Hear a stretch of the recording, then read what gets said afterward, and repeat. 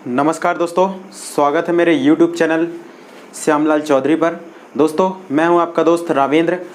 दोस्तों, कल अपन ने टॉपिक जो पढ़ा था विश्व का भूगोल, है ना। तो विश्व का भूगोल की पहली क्लास अपन ने पढ़ ली थी और उसमें अपन ने पढ़ा था कि जो सामान्य परिचय था उसमें अपन ने सामान्य परिचय में पढ़ा था और उसमें अपन ने सिलेबस को भी समझा था कि क्या क्या सिलेबस है। उसके आधार पर आज हम दूसरी क्लास पढ़ने वाले। दूसरी क्लास में हमको पढ़ना है फिजिकल ज्योग्राफी के अंतर्गत, जो भी पहला टॉपिक अपना रहेगा ब्रह्मांड।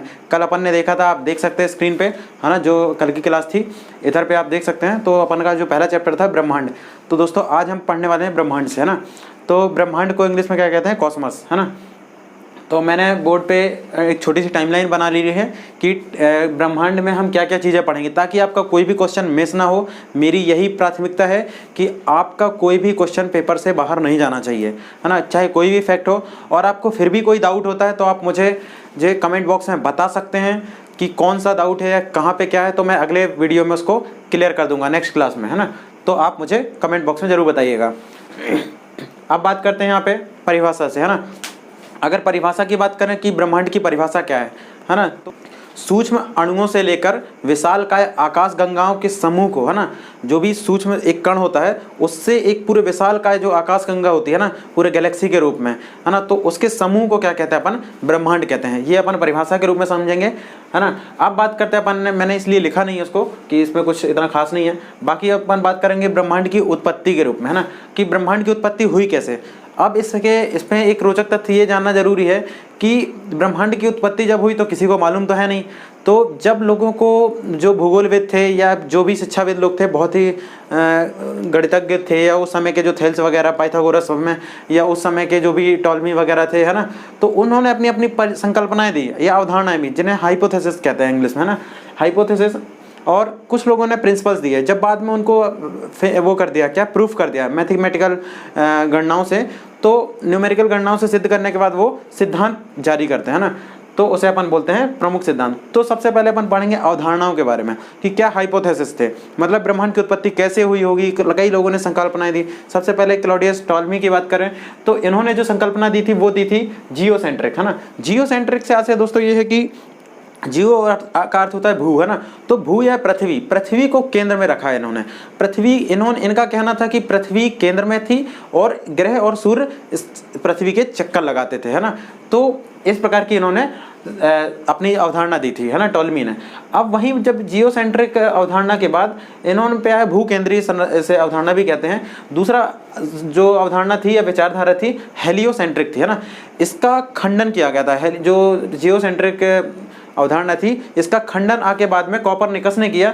तो इन्हें क्या माना हेलियोसेंट्रिक में कि यहाँ पे सूर्य केंद्र में रहेगा और पृथ्वी इनके चारों ओर चक्कर लगाती है ना, पृथ्वी हो गए और अन्य प्लैनेट्स जो हैं वो इनके चक्कर लगाती है। तो इस जो उसको अवधारणा को सही भी माना गया और ये प्रूव भी हुआ, है ना।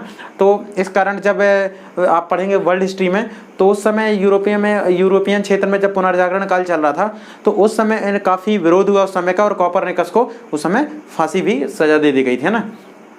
और अब बात करेंगे तीसरा ग्रही गति के नियम, ना। तो ग्रही गति के नियम सबसे पहले केपलर ने दिया था ना, कि मतलब कोई भी ग्रह है तो वह परिक्रमा किस आकार में करता है, किस शेप में करता है ना। तो वहाँ 16वीं सदी में केपलर ने ग्रही गति के नियम भी दिए थे। अब बात करेंगे अपन ब्रह्मांड का विस्तार की, है ना। तो जो चौथा ब्रह्मांड का जो विस्तार है, चौथा पॉइंट जो है ब्रह्मांड का विस्तार, तो इसके परिप्रेक्ष्य में सबसे ज़्यादा बड़ी प्रूफ्ड एक अवधारणा दी थी एडविन हब्बल थे, है ना, जो अमेरिकी वैज्ञानिक हैं, भूगोलविद हैं। इन्होंने 1920 के आसपास अपनी अवधारणा दी थी, जिन्होंने प्रूफ किया कि आकाशगंगा एक दूसरी आकाशगंगाओं से गैप बढ़ता जा रहा, मतलब अभी भी ब्रह्मांड का विस्तार हो रहा है, ये उन्होंने प्रूफ किया था, है ना। अब बात करेंगे अपन प्रमुख सिद्धांत की। तो सिद्धांत में अपन को जो मुख्य सिद्धांत पढ़ना है बिग बैंग थ्योरी, है ना। बिग बैंग थ्योरी से ही ब्रह्मांड की उत्पत्ति मानी जाती है। सबसे लोक प्रचलित मत भी माना जाता है कि महाविस्फोट सिद्धांत से ही पृथ्वी का या ब्रह्मांड की उत्पत्ति हुई है। लेकिन हम थोड़ा सा इनके बारे में भी जानेंगे कि साम्यावस्था सिद्धांत क्या है, छोटे से रूप में, या साम्यावस्था या स्थिर सिद्धांत भी बोलते हैं, स्थिर अवस्था सिद्धांत, इसी को स्टेडी स्टेट थ्योरी भी बोलते हैं इंग्लिश में अपन, है ना। तो इसकी जो अवधारणा या सिद्धांत जो दिया था थॉमस गोल्ड, हरमन बॉडी, है ना, और होयल ने भी कहीं कहीं दिया रहता है, होयल ने भी दिया था। तो इसमें क्या था कि जो चीज़ स्थिर है तो वो साम्य अवस्था में है, मतलब इनमें उत्पत्ति तो हुई ब्रह्मांड की, लेकिन ये हमेशा से एक ही स्थिति में रहे, मतलब जो कांस्टेंट अवस्था में रहे। जो अब जिस प्रकार हुई ये इन्होंने बात नहीं बताई है, लेकिन इन्होंने ये जरूर कहा है कि जो भी उत्पत्ति ब्रह्मांड की हुई जिस अवस्था में था उसी अवस्था में आज तक है, वैसे ही पहले था। दोलन सिद्धांत का महत्व है कि जैसे दोलन का अर्थ क्या होता है, जब कोई एक पेंडुलम होता है तो वो अपनी गति इस आकार में करता है ना, यहाँ से यहाँ। तो पृथ्वी का एक आगे पीछे मतलब एक स्थान से दूसरे स्थान जाना, और दूसरे जब ये अति सीमित स्थान तक जाते हैं तो एक बार इनकी प्रारंभिक दशा होती है और एक अंतिम, तो यहाँ तक जाते जाते ये नष्ट होगी। मतलब इनका कहना ये है कि पृथ्वी ने अगर ब्रह्मांड की उत्पत्ति हुई तो कभी ना कभी विनाश भी होगा, है ना। तो जो कि डॉक्टर एलन संडेजा ने दिया था। इसे अपन क्या बोलते हैं, पल्सेटिंग यूनिट थ्योरी, है ना, यूनिवर्स थ्योरी। बात करेंगे अपन थर्ड महाविस्फोट सिद्धांत की या बिग बैंग थ्योरी की। तो बिग बैंग थ्योरी को अपन पढ़ेंगे विस्तार से कि जो एक बेल्जियम के वैज्ञानिक थे, प्रसिद्ध वैज्ञानिक जॉर्ज लेमेंतियर ने इस अवधारणा या सिद्धांत को दिया कि, और रॉबर्ट वैगनर ने बाद में इसका और भी विस्तार से इसका जो अध्ययन किया था और इसके बारे में प्रूफ भी किया था ना, इसका विस्तार इन्होंने दिया था। अब बात करते हैं महाविस्फोट सिद्धांत की। तो महाविस्फोट सिद्धांत में क्या बताया गया है, इसमें महाविस्फोट सिद्धांत के अंतर्गत अपन ये चीजें देखते हैं कि वे सभी पदार्थ, है ना, कौन से, वे सभी पदार्थ जिनसे ब्रह्मांड की उत्पत्ति हुई है अत्यधिक सूक्ष्म आयतन के थे और निम्न ताप के थे, लेकिन उनका बाद में उनका क्या था, अनंत जो घनत्व था वो बहुत ही अधिक था, है ना, इतना अधिक था कि मतलब समाया नहीं जा सकता, और वो एक बिंदु में संकेंद्रित थे। लेकिन उनका अचानक से क्या हुआ, विस्फोट हुआ। तो उसी एक संरचना को या सिद्धांत को बोला गया बिग बैंग थ्योरी। अचानक से एक विस्फोट हुआ जिससे वो और उसका इतना तीव्र प्रसार होने लगा जिससे ब्रह्मांड में कण विस्तृत होने लगे, इलेक्ट्रॉन की उत्पत्ति हुई या प्रोटॉन की उत्पत्ति हुई, बाद में वो जाके धीरे धीरे तारे बने, प्रोटो स्टार बने, बाद में जाके क्या गैलेक्सी का उन्होंने निर्माण किया और फिर जीवन संभव हुआ। हम एक चित्र के माध्यम से देखेंगे कि कैसे स्क्रीन में मैं दिखाता हूँ कि कैसे निर्माण हुआ ना बिग बैंग थ्योरी का। तो आइए देखते हैं। तो आपको दिख रहा होगा ये पिक्चर में क्लियर कि बिग बैंग थ्योरी अपन देख रहे हैं ना। तो कैसे एक पॉइंट पे देख सकते हैं आप कि जो फर्स्ट स्टेज आप देख सकते हैं जहाँ पे जो समय था 1 सेकंड के कम समय में विस्फोट हुआ, 10⁻⁻43 सेकंड, है ना, की जो स्थिति थी, है ना। तो यहाँ पे विस्फोट की स्थिति थी। बाकी फिर दूसरा स्टेप जब आप देख रहे होंगे कि जो ऑरेंज कलर से आपको दिख रहा होगा यहाँ पे 10⁻32 सेकंड, है ना। इस स्थिति में जब क्या हुआ, विस्फोट हुआ और आगे हुआ, अभी 1 सेकंड भी नहीं हुआ, है ना, और 10⁻27 डिग्री सेंटीग्रेड तापमान था उस समय, है ना, बहुत अत्यधिक तापमान था। क्योंकि विस्फोट हुआ है तो घर्षण वगैरह फ्रिक्शन तो होगा, तो और क्योंकि जब विस्तार किसी चीज़ का होता है गर्म से तो प्रसार होता है ना, गर्म चीज़ों में ही प्रसार होता है। तो आप यहाँ देखें थर्ड स्टेज में 10⁻⁻6 सेकंड, है ना। आप इसमें ये चीज़ भी देखेंगे कि इनमें उत्पत्ति क्या हुई। जब सेकंड स्टेज में आप देख रहे होंगे, थोड़ा सा ऊपर देखेंगे इलेक्ट्रॉन लिखा हुआ है ना, तो इस स्थिति में इलेक्ट्रॉन का निर्माण हो गया था, है ना। मतलब जो दूसरा सेकंड था, मतलब दूसरी स्टेज थी, तो उस समय आपको मतलब सेकंड के 32वें हिस्से में आप देख सकते हैं कि क्या है, इलेक्ट्रॉन का निर्माण हुआ, उत्पत्ति हुई। वहीं तीसरी स्टेज की बात करें 10⁻⁻6 सेकंड, है ना। इस स्थिति में जो तापमान था 10⁻13 सेकंड था, है ना। यहाँ पे आप देख सकते हैं क्वार्क्स, कुछ छोटे छोटे जो सूक्ष्म कण थे ये निर्मित होने लगे और न्यूट्रॉन प्रोटॉन भी उत्पत्ति होने लगी, है ना। न्यूट्रॉन प्रोटॉन की उत्पत्ति देखी जाती है। अब आता है, आप देखेंगे 1 सेकंड का एक पॉज बना हुआ है, यहाँ पे 1 सेकंड होता है। 1 सेकंड के अंदर की स्थिति में इलेक्ट्रॉन, प्रोटॉन और न्यूट्रॉन का निर्माण हो जाता है ना। अब आते हैं अपन चौथी स्टेज में। चौथी स्टेज आप देख रहे होंगे 3 मिनट की स्थिति में ना। 3 मिनट की स्थिति में जो टेम्परेचर आप देख पा रहे हैं 10⁸ डिग्री सेंटीग्रेड, है ना। यहाँ पे तापमान अभी भी बहुत ज़्यादा है, लेकिन तो तीसरे की तुलना में कम है ना। तो यहाँ पे आप देख रहे हैं हीलियम और हाइड्रोजन के परमाणु दिख रहे हैं ना, परमाणु बने हैं अभी ना, अभी अणु नहीं हुए। 5वीं स्टेज में जब आप देखेंगे, जब 3 लाख वर्ष में परमाणु से अणु बनना शुरू हुआ, एटम का निर्माण होने लगा, है ना। आप देख रहे होंगे यहाँ पे हाइड्रोजन के एटम और हीलियम के एटम बनना निर्मित हो गए, है ना। वहीं 6वीं स्टेज की अगर बात करें तो 1 बिलियन ईयर देख सकते हैं, 1 अरब वर्ष, है ना, 1 अरब वर्ष बाद, जहाँ पर तापमान बहुत ठंडा होगा। इतने लाखों वर्षों बाद जो वायुमंडल या ब्रह्मांड का तापमान था वो ठंडा होने लगा, है ना। ये सब अवधारणा है अपन पढ़ रहे हैं। तो यहाँ पे आप देख रहे हैं आकाश गंगाओं का जो बहुत सारे सूक्ष्म कण थे, इलेक्ट्रॉन प्रोटॉन थे, गुरुत्वाकर्षण के कारण एक स्थान पे इकट्ठे होने लगे और यहाँ पे तापमान भी गिरावट हुई। और यहाँ पे प्रोटो गैलेक्सी आप देख रहे हैं, प्रोटो गैलेक्सी लिखा है, इसका मतलब आकाश गंगाओं का पहला स्वरूप, मतलब आकाश गंगा बनने से पहले का स्वरूप आपको नजर आने लगा, मतलब बोले तो नेबुला, है ना। यहाँ पे नेबुला का निर्माण होने लगा था, या जिन्हें निहारिका भी कहते हैं, हम आगे इसे पढ़ेंगे। वहीं बात करें 7वीं स्टेज में, तो 15 बिलियन वर्ष, मतलब लगभग 14-15 अरब वर्ष बाद, है ना, -270 डिग्री सेंटीग्रेड, यहाँ पे आपको गैलेक्सी, पूर्ण गैलेक्सी, मतलब आपको यहाँ में पूर्ण तरीके से आकाश गंगाएं देखने मिल रही हैं। फिर उसके बाद अपने अगली स्टेज आती है जो कि आज की परिस्थिति है और यहाँ पे जीवन संभव है ना। यहाँ पे जीवन संभव होने लगा है। बोला जाता है कि जीवन पृथ्वी आज से 13.7 अरब वर्ष पूर्व की निर्मित है ना। तो बिग बैंग थ्योरी में अपन को ये देखना है ना। तो अपन ने ये देखा बिग बैंग थ्योरी में। तो वापस आते हैं, अब अपन को देखना है कि महाविस्फोट सिद्धांत में अपन की ये स्थितियां रही। अब अपन आते हैं क्या, तीसरे पॉइंट में अपने देख सकते हैं टाइमलाइन में कि दूरी मापने की इकाई क्या होती है ना। दूरी मापने की इकाई की बात करें तो खगोलीय दूरी होती है ना। खगोलीय दूरी से यहाँ से क्या है, खगोलीय दूरी को अपन समझेंगे, कोई भी ब्रह्मांड में कोई भी खगोलीय पिंड है ना, तो एक पिंड से दूसरे पिंड की जो दूरी होती है वह होती है खगोलीय दूरी, है ना, खगोलीय दूरी। वहीं बात करेंगे दूसरी जो इकाई होती है प्रकाश वर्ष। खगोलीय दूरी तो एक डेफिनेशन है। वहीं बात करें प्रकाश वर्ष की, तो प्रकाश वर्ष की बात करें तो एक प्रकाश वर्ष बराबर मतलब 10 खरब दूरी के बराबर होता है, लगभग 9.46 इंटू 10⁻12 किलोमीटर, है ना। यहाँ पे अपन इकाई लिख सकते हैं 9 इंटू 9.46 इंटू 10⁻12 किलोमीटर, है ना, या किलोमीटर। तो ये डिस्टेंस होती है, माइनस नहीं है प्लस है ना। तो ये रहेगा। बाकी बात करेंगे पारसेक की, तो पारसेक दूरी का सबसे बड़ा मात्रक है ना। तो इसकी जो इकाई होती है, एक पारसेक बराबर 3.26 प्रकाश वर्ष, है ना, प्रकाश वर्ष एक पारसेक बराबर, है ना। तो ये अपन देखेंगे, ये आपको याद रखना है। अब बात करेंगे जो होता है हिग्स बोसोन की, है ना। हिग्स बोसोन क्या है, तो हिग्स ये किस नाम पे रखा गया है। एक अमेरिकी वैज्ञानिक थे पीटर हिग्स, है ना, कौन थे, पीटर हिग्स, और एक भारतीय वैज्ञानिक थे बोसोन, है ना। बोसोन का यहाँ पे पार्टिकल के कारण का नाम रखा गया था। तो यहाँ पे सत्येंद्र नाथ बोस, है ना, सत्येंद्र नाथ बोस का इधर पे नाम आता है, जो कि भारतीय मूल के अमेरिकी वैज्ञानिक भी थे। तो इनका नाम यहाँ पे आता है ना।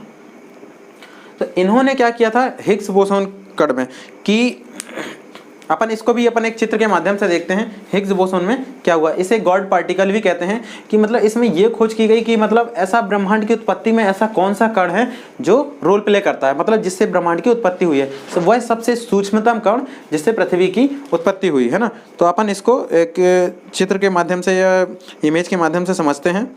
आप देखिए Higgs boson explain in simple terms, है ना। सिंपल टर्म्स में कैसे समझेंगे आप देखिए। तो जो सबसे पहले एक परमाणु का आपको इमेज दिख रहा होगा ब्लू कलर का, मॉलिक्यूल, है ना। तो मॉलिक्यूल है, उससे जब निर्मित होता जो स्टेज है हिग्स बोसोन में, कौन सा पार्टिकल तक हम पहुंचने की कोशिश कर रहे हैं, है ना। तो मॉलिक्यूल है, तो यहाँ पे अपन एटम, मतलब सबसे छोटा तत्व क्या होता है, मॉलिक्यूल, है ना, उससे जाके एटम बनता है ना। एटम आप देख सकते हैं ब्लू कलर में एक बड़े शेप में एटम दिख रहा होगा। यहाँ से अगली प्रोसेस क्या होती है, न्यूक्लियस। तो यहाँ के जो एटम है पर मतलब अणु के जो न्यूक्लियस है, केंद्रक है ना, न्यूक्लियस के केंद्रक से अपन जाते हैं अंदर। इन्होंने खोज करते गए आगे तो प्रोटॉन तक पहुंचे, है ना। अब प्रोटॉन को भी इन्हें विखंडन किया, मतलब नाभिकीय संलयन के माध्यम से, है ना। जेनेवा में एक प्रोजेक्ट है सर्न, है ना, सर्न है, जो कि अपन पढ़ेंगे, centre for nuclear research centre था यूरोप में, जेनेवा में, है ना। तो 2012 के समय में इधर पे एक रिसर्च जारी हुई। तो यहाँ पे अपन बात करेंगे मतलब हिग्स गॉड पार्टिकल की खोज के लिए रिसर्च जारी की गई, है ना। जो सर्न और हिग्स बोसोन एक दूसरे से कनेक्टेड हैं। तो आप देख सकते हैं प्रोटॉन की बात करें अगर, तो प्रोटॉन बहुत छोटी अवस्था है। जब अपन ने ये महाविस्फोट बिग बैंग थ्योरी देखी तो उसमें अपन ने समझा था, है ना, प्रोटॉन का निर्माण कब हुआ। अब प्रोटॉन में आपस में टक्कर कराए गए, है ना। तो टक्कर कराए जाएंगे न्यूक्लियर रिएक्शन के माध्यम से, है ना, नाभिकीय संलयन के माध्यम से। तो इधर पे बहुत बड़ा विस्फोट होगा, फिर वो पार्टिकल और छोटे पार्ट में टूटेगा, है ना। तो आप देख सकते हैं प्रोटॉन के भी छोटे पार्ट टूटे, जहाँ से एक हिग्स बोसॉन नाम हिग्स पार्टिकल देखने मिला, जिसे नाम दिया गया हिग्स बोसॉन पार्टिकल। तो आपने चित्र के माध्यम से देखा, तो हमें यही देखना है जिसे हिग्स बोसॉन कहा गया, नाम दिया गया, और जिसे 2012 में ये संकल्पना देखी गई, है ना।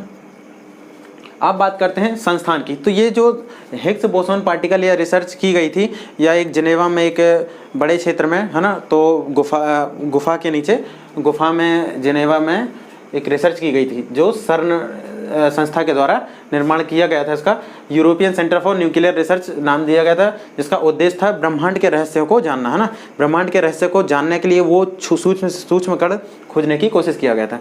अब बात करते हैं अपन आकाशगंगा की, है ना। तो छठवां जो अपना पॉइंट है आकाशगंगा। आकाशगंगा को अपन कैसे समझेंगे? आकाशगंगा से पहले की स्थिति होती है नेबुला, है ना। अपन ने बिग बैंग थ्योरी जब देखी अपन ने, तो वहाँ पे जब निर्माण हुआ प्रोटॉन का और न्यूट्रॉन का, तो हीलियम के कण देखे, मतलब परमाणु आए। फिर उसके बाद अपन ने क्या देखा, हीलियम और हाइड्रोजन के एटम हुए, फिर उनमें टक्कर होने लगी, धीरे धीरे वो गुरुत्वाकर्षण से बनने लगे, और वहाँ पे प्रोटो गैलेक्सी का निर्माण देखा अपन ने। तो यहाँ पे नेबुला जैसी संरचना अपन को देखने मिलेगी, है ना, जो कि आकाशगंगा से एक पहले की स्थिति है। ये क्वेश्चन यहाँ से बनता है ना। तो नेबुला निहारिका क्या है? आकाशगंगा से पहले की एक स्थिति है ना। और आकाशगंगा क्या है? आकाशगंगा की अगर बात करें तो असंख्य तारों का समूह और धूल के कण और विभिन्न प्रकार की गैसें होती हैं, जो कि कनेक्टेड होती हैं किससे? जो गुरुत्वाकर्षण के कारण एक दूसरे से अटैच होती हैं, जैसे बहुत छोटे छोटे वो मिलके एक तारों का समूह बनाता है, जैसे आकाशगंगा कहते हैं, है ना। तो आकाशगंगा के बारे में बात करेंगे अपन। जो अपनी आकाशगंगा है ना, जिसमें अपना सौरमंडल है, जिस सौरमंडल, तो वो किस आकाशगंगा में है? तो अपन आपको इसमें कमेंट बॉक्स में मुझे बताना है। तो जो अपनी आकाशगंगा है वो कौन सी है? मिल्की वे, है ना, मिल्की वे, या दुग्ध मेखला भी कहते हैं इसे, दुग्ध मेखला। और अपने सबसे निकट की जो अपनी मिल्की वे है, अपनी आकाशगंगा है, जो जिसमें हम निवास करते हैं, है ना, जो जिसमें हमारा सौरमंडल आता है, उसके निकटतम जो कौन सी आकाशगंगा है, इसका नाम आपको बताना है कमेंट बॉक्स में, है ना। नहीं होगा, आपसे नहीं बनेगा, तो मैं कमेंट नेक्स्ट वीडियो में बताऊंगा। अपनी निकटतम, है ना, ये मेरा प्रश्न है आपसे कि मिल्की वे से निकटतम जो आकाशगंगा है या गैलेक्सी है वो कौन सी है ना। तो अब अपन आएंगे अपन तारे में, है ना। आखिर तारे का निर्माण होता कैसे है ना, या तारे हैं क्या? तो तारे जो बनते हैं वो आकाशगंगा में धूल कण एवं गैसों के कारण और सरगैसों में जो संलयन होता है, और जो हाइड्रोजन और हीलियम के जो कण होते हैं, ये टकरा के और गुरुत्वाकर्षण के कारण एक पिंड सा बनाते हैं, छोटी स्थिति में होते हैं। तो ये नर्सरी स्टेज पे होते हैं ना, कि जिन्हें नर्सरी स्टेल बोलते हैं ना। यहाँ पे तारे की एक अधूरी प्रक्रिया होती है, तो यहाँ पे तारों का बनने का निर्माण होता है। क्योंकि हाइड्रोजन के बादल बड़े आकार के होते हैं, जो गुरुत्वाकर्षण के प्रभाव से गैसीय पिंड के रूप में सिकुड़ने लगते हैं, है ना। जब ये छोटे तारे हाइड्रोजन से निर्मित होते हैं, जब ब्रह्मांड में फैली होती है, तो ये तारों के रूप में इकट्ठे होते हैं ना। फिर इनका संकोचन होता है तापमान में परिवर्तन के कारण, क्योंकि एक लंबे समय में जब देखते हैं अपन, तो इनकी सिकुड़ने और फैलने की, ताप के कारण फैलने की, और जब तापमान में गिरावट होती है तो सिकुड़ने की प्रोसेस होती है ना। तब क्या होता है? एक प्रोटोस्टार का निर्माण होता है। तो अपन यहाँ पे अपन देखेंगे, यहाँ पे तारे बनने के शुरू होते हैं, है ना, ये प्रारंभिक अवस्था होती है। फिर आदि तारा अपन चरणों में पढ़ेंगे इसे। तो प्रोटोस्टार का निर्माण होता है, प्रोस्टार का, है ना, आदि तारा के रूप में, जहाँ पे ये संकुचित होने लगते हैं। अब अपन चलेंगे पूर्ण तारा। पूर्ण तारा ये कब बनता है आदि तारा से? जब तारे के केंद्र में नाभिकीय संलयन होता है। मतलब जो तारा होता है, ये भी एक ब्रह्मांड पार्टिकल होते हैं, किसके? हाइड्रोजन और हीलियम के। तो इनके केंद्र में गर्म चीज़ होती है ना, या इनका जो क्रोड वाला पार्ट होता है, वहाँ पे बहुत गर्मी होती है। तो फिर इनमें क्या होता है? विस्फोट होता है ना। जब ये विस्फोट होता है तो और ये अपने प्रकाश से भी प्रकाशित होते हैं, क्योंकि इनमें खुद का तापमान होता है ना। तो नाभिकीय संलयन की प्रोसेस जब इनमें होने लगती है, तो अपने प्रकाश से प्रकाशित होते हैं। जब प्रकाश स्वयं के प्रकाश से प्रकाशित होने लगते हैं अपने प्रकाश से, तो इन्हें पूर्ण तारा नाम दिया जाता है ना। वहीं उसके बाद की लाल दानव तारा की स्थिति है ना। लाल दानव तारा हम क्यों कहते हैं? आपने सुना होगा लाल दानव तारा। बोलते हैं हर चीज़ की एक उम्र होती है ना। तो जब ये तारा अपना पूर्ण तारा कंप्लीट तारा हो जाएगा तो अब इसके विनाश की ओर ये अपना कदम बढ़ाएगा ना। मतलब किसी भी चीज़ की, जैसे ये आदि तारा, यहाँ से आदि तारा से पूर्ण तारा बना, पूर्ण तारा से अब ये लाल तारा बनेगा ना, लाल दानव तारा। मतलब इसकी जो बाह्य स्टेज हो जाएगी, अब इसमें जब ये इसकी स्टेज लाल होगी, ये अपने चरम अवस्था पे होगा, तो ये लाल दानव तारा कहलाता है ना। मतलब ये हीट के कारण इतना ऊपर रेड अवस्था में होता है। इसका मतलब ये अपनी युवा अवस्था में है। जब कोई तारा अपनी युवा अवस्था में होता है तो वो यहाँ पे रेड कलर से हो जाता है। इसे लाल दानव तारा भी कहा जाता है ना। इस समय प्रकाश सर्वोच्च स्तर पर देखा जाता है। वहीं बात करें अब श्वेत वामन तारा की, तो इसी रेड वाली स्थिति के आगे का चरण जब देखेंगे, तो जब ये तारा है ना, इसके नाभिकीय संलयन की स्थिति बाहरी भाग में, बाह्य भाग में तापमान में गिरावट होने लगती है, तो यह वाला पार्ट वाइट होने लगता है, सफ़ेद होने लगता है ना। जिसकी लिमिट भी एक चंद्रशेखर लिमिट देखी होगी में, चंद्रशेखर एक सीमा है ना। भारतीय मूल के अमेरिकी वैज्ञानिक थे, उन्होंने इसकी सीमा दी थी है ना 1.44। जब द्रव्यमान हो जाता है पृथ्वी सूर्य के द्रव्यमान या उससे कम द्रव्यमान होने लगता है, तो यहाँ पे तापमान क्या होता है, घटने लगता है। बाहरी परत का तापमान, अंदर की जो तारे के अंदर की अवस्था होती है, क्रोड होता है, यहाँ पे तापमान अधिक होता है, लेकिन ऊपर की परत में तापमान घटने लगता है, जिससे यहाँ पे एक वाइट लेयर हो जाती है। तो इसे कहते हैं श्वेत वामन तारा है ना। और इसकी जो लिमिट निर्धारित की थी ये चंद्रशेखर, जो भारतीय मूल के अमेरिकी वैज्ञानिक थे चंद्रशेखर, तो इन्हें चंद्रशेखर सीमा नाम दिया गया था है ना। इसी को 1.44 द्रव्यमान की स्थिति जब आ गई थी यहाँ पे और सूर्य के द्रव्यमान से कम होने लगा था। अब आएंगे सुपरनोवा विस्फोट। जब ये तारा ऊपर से तो ठंडा हो जाता है, जब किसी चीज़ में ऊपर से ठंडा, ऊपर या किसी भी बॉल के ले लेते हैं, अंदर तापमान होता है, ऊपर से ठंडा होने लगता है, तो तापमान और में अंतर के कारण है ना, यहाँ पे फिर से विस्फोट होता है ना। जब तापमान एक स्टेज में जब चलते हैं अपन गर्म से ठंडे, ठंडे से गर्म की ओर, तो फिर इसमें एक विस्फोट की अवस्था आती है, तो उसे अपन कहते हैं सुपरनोवा विस्फोट है ना। यहाँ पे फिर एक तारा, टूटता हुआ तारा, अपन देखते हैं कहते हैं जब तारा कोई मूव करता हुआ दिखता है और वो फिर से ब्रह्मांड में फैलने लगते हैं और तारे का निर्माण हो जाता है, तो अपन इसी को कहते हैं सुपरनोवा विस्फोट है ना।